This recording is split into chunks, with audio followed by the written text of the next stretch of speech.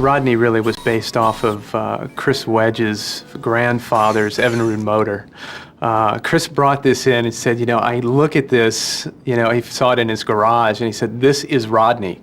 And no matter what color we tried to paint Rodney when we were exploring, if he wasn't that blue-green color, it just wasn't right, because that's what the engine was. We did something which I think is a really great idea, and that is we brought the game developers here early on in the process, showed them what we were making with the movie, and we got some of our, as you can imagine, in a place like this, there are game geeks galore on the floor. So we've gotten all the game geeks into a room with the game developers, and they jammed on ideas. When we saw the first test early on, they just had some concept art. They didn't even get the models that we had sent yet, and it was dead on. And some of these games looked at that level already, and that was just the pre-sort of test that they were doing. And then the later versions I've seen of their work, it's amazing. It's almost as good as the movie in a way. It's pretty amazing.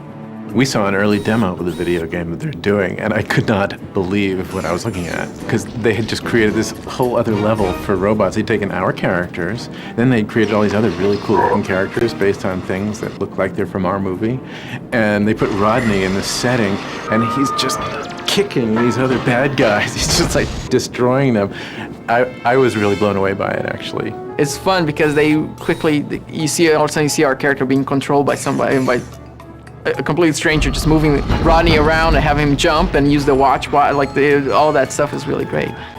Early on, we had shown the video game developers the Crosstown Express, how Rodney gets, you know, from the train station to Big Weld Industries, and how we wanted to have fun with, you know, our equivalent of a subway.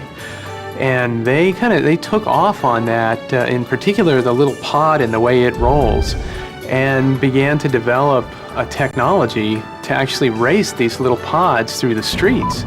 And it's a gas to watch, you know, because now you can get in and actually control one of these. They've taken that whole mode of thinking and they've given the player the ability to kind of zip along through those curved roads, you know, launch yourself off ramps, and it's making a great bit of gameplay.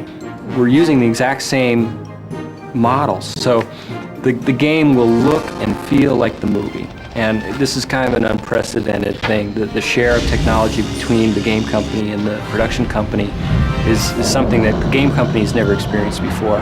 And so it's gonna tie the movie and the game closer together in ways that, you know, just kind of unprecedented.